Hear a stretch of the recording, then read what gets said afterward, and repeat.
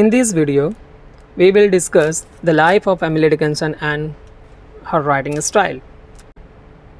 The soul select her own society.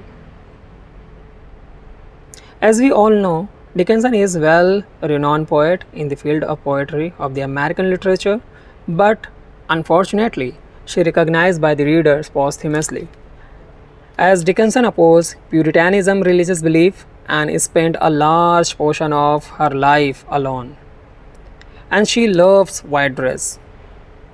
Therefore, Dickinson poetry reflect loneliness and speaker of the poem generally live in the state of mourn.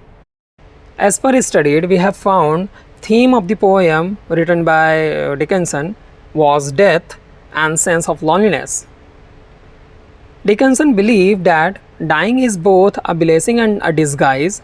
Death ends all suffering and brings you closer to God. She believes death is an impartial conflict between the self and the soul.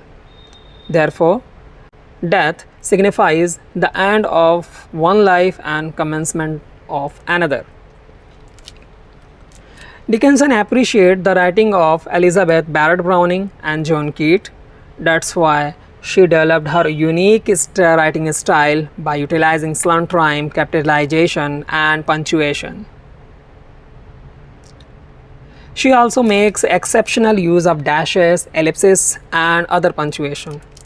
Hence, every author and reader should first read the biography of the poet to get a sense of the poem's theme, atmosphere, and tone for better interpretation of the written text. For example, Because I Could Not Stop for Death, in this poem we find the speaker encounters a personified death.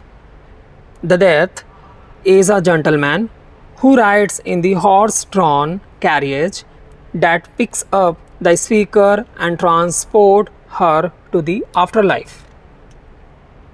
Dickinson represents death as a young guy accompany her in a carriage. She gives us an overview of her previous existence as she transitioned to the afterlife. She wrote nearly 1800 poems, from which 10 poems published in her lifetime, and she composed an epitaph that was engraved on her tomb of burial after she died, and that was entitled Called Back. The poetry of Emily Dickinson is today widely read by individuals of all ages and interests. She is regarded as one of the most brilliant American poets after another brilliant American poet, Walt Whitman.